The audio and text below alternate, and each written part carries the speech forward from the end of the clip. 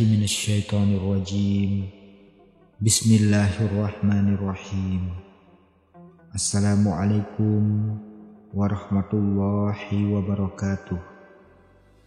Allahumma salli ala sayyidina Muhammadin abdika wa rasulikan nabiyil ummi wa ala alihi wa sahbihi wa barik wa sallim.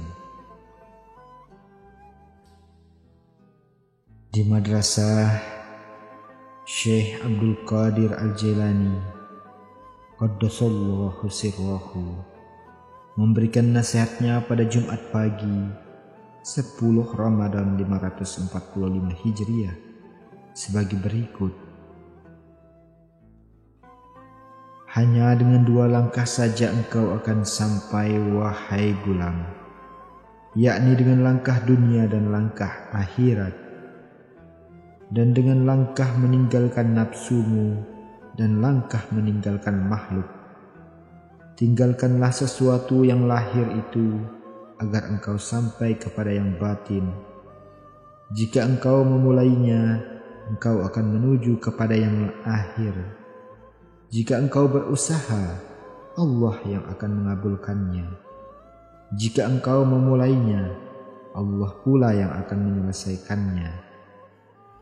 Bermujahadahlah engkau dan duduklah di pintu amal, agar jika engkau dicari, engkau telah berada di dekat zat yang menyuruh beramal. Janganlah engkau duduk di atas kasur di bawah selimut dan di belakang tirai, kemudian engkau mencari amal dan minta diperkerjakan. Sibukkanlah hatimu dengan berzikir dan ingatlah hari kebangkitan. Pikirkanlah alam kubur dan pikirkanlah bagaimana kelak Allah Subhanahu wa Ta'ala akan mengumpulkan seluruh manusia dan menggiring mereka ke hadiratnya. Jika engkau selalu berpikir seperti itu, hilanglah kekerasan hatimu dan akan bersih dari kotorannya. Jika bangunan itu berdiri di atas pondasi, ia tentu akan kukuh. Tetapi jika tidak berdiri di atas pondasi, bangunan itu tentu akan segera rubuh.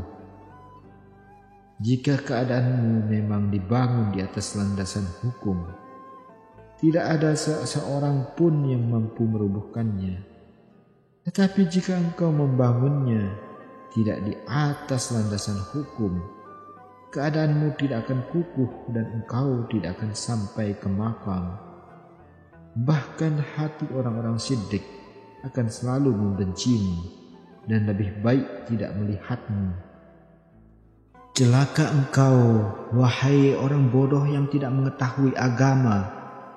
Sesungguhnya engkau hanya bermain-main sehingga tidak ada kemuliaan bagimu. Engkau biasa berbicara di depan manusia tanpa memiliki keahlian sedikit pun. Padahal sesungguhnya keahlian itu hanya dimiliki oleh beberapa orang soleh saja. Kalau memang bukan ahlinya, mereka lebih baik diam. Mereka hanya memberikan isyarat tanpa bicara. Sebagian dari mereka ada yang diperintahkan untuk berbicara kepada manusia, meskipun sangat terpaksa. Setelah berbicara, pengetahuan mereka semakin jelas sesuai dengan keadaan hati dan kesucian nuranimu.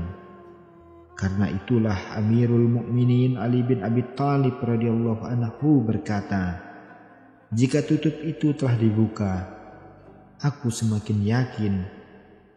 Ia juga berkata, aku tidak menyembah Tuhan yang tidak aku lihat. Ia juga berkata, hatiku telah diperlihatkan Tuhanku. Bergaullah dengan para ulama, berbaktilah kepada mereka, dan belajarlah kepada mereka. Wahai orang-orang bodoh, ilmu itu dapat diambil dari lisan yang baik, maka duduklah engkau bersama mereka dengan adab yang baik. Engkau jangan lagi menentang mereka.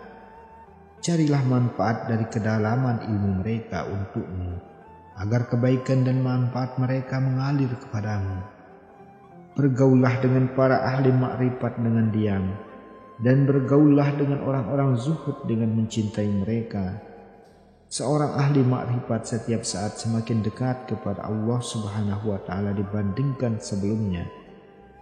Ia selalu memperbaharui kekhusyukan dan kepatuhannya kepadanya. Ia khusyuk kepada zat yang hadir, bukan yang gaib. Kekhusyukan itu semakin bertambah sesuai dengan kedekatannya kepada Tuhan Subhanahu wa Ta'ala. Demikian pula ia semakin diam sesuai dengan bertambahnya musyahadah atau penyaksian terhadapnya. Barang siapa mengenal Allah Subhanahu wa Ta'ala, tentu lidah, nafsu, watak, keinginan, kebiasaan, dan keberadaannya menjadi bisu. Kemudian lisan, hati, nurani, keadaan, makom dan pemberiannya akan berkata-kata untuk melahirkan kenikmatan yang ada padanya. Oleh karena itu, orang-orang seperti itu perlu dikumpuli dengan diam sambil mengambil manfaat dari mereka dan meminum curahan hati mereka. Barang siapa banyak berkumpul dengan orang-orang ahli makrifat, ia akan dapat mengenal dan merendahkan diri kepada Allah Subhanahu wa Ta'ala. Oleh karena itu dikatakan, barang siapa mengenal dirinya, ia akan mengenal Tuhannya. Diri atau nafsu adalah tirai yang menghalangi hamba dari Tuhannya. Barang siapa mengenal dirinya atau nafsunya, ia akan tawaduk kepada Allah Subhanahu wa Ta'ala. Sedangkan orang yang mengenal makhluk tentu akan takut terhadapnya dan bersyukur bahwa ia mengenalnya. Ia sadar bahwa Allah Subhanahu wa Ta'ala mengenalkan makhluk kepadanya demi kebaikan untuknya di dunia dan di akhirat. Pada lahirnya ia sibuk bersyukur kepada Allah Subhanahu wa Ta'ala, dan pada batinnya ia sibuk memuji Allah Subhanahu wa Ta'ala. Pada lahirnya ia bercerai-berai, tetapi batinnya bersatu. Kegembiraannya ada di batinnya dan kesedihannya ada di wajahnya sebagai penutup bagi sesuatu keadaan. Orang arif berada di tengah-tengah orang mukmin. Kesusahan seorang mukmin ada di hatinya dan kegembiraannya tampak di wajahnya. Ia berdiri di pintu, tetapi ia tidak mengerti apakah ia diterima atau tidak. Apakah pintu di depannya akan terbuka atau tidak? Pendeknya, semua keadaan orang-orang yang makrifat berbeda dengan orang-orang mukmin. Orang mukmin memiliki al-hal atau keadaan, sedangkan keadaan itu selalu berubah. Adapun orang arif memiliki makom atau kedudukan, di mana makom itu dalam keadaan tetap dan tidak berubah. Orang mukmin mencemaskan perubahan keadaannya dan hilangnya keimanan, sehingga hatinya dirundung kegelisahan, walaupun wajahnya tampak gembira. Ia disyayat oleh kepedihan. Lain halnya dengan orang-orang yang telah makrifat. Kesusahannya justru tampak di wajah, karena ia harus menemui makhluk dengan memberi peringatan, memerintah dan melarang mereka sebagai penerus kerja Rasulullah Sallallahu Alaihi Wasallam. Ketahuilah bahwa sesungguhnya para wali itu telah mengamalkan apa yang mereka dengar, sehingga amal mereka itu dapat mendekatkan diri mereka kepada Allah Subhanahu wa Ta'ala. Mereka memang beramal untuknya. Mereka mendengar nasihat-nasihatnya tanpa perantara.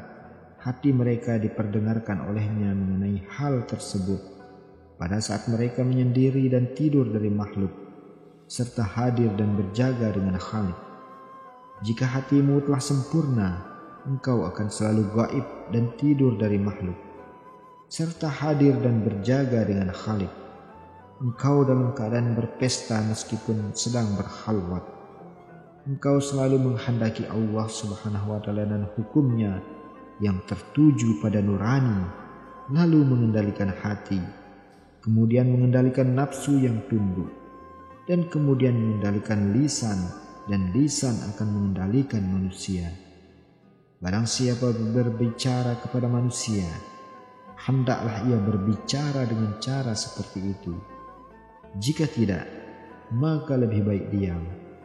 Kegilaan kaum itu adalah dengan meninggalkan kebiasaan, watak, nafsu, keinginan, dan menutup mata dari syahwat dan kelezatan.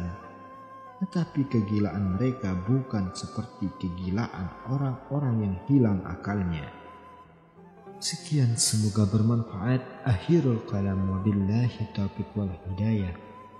Wassalamualaikum warahmatullahi wabarakatuh.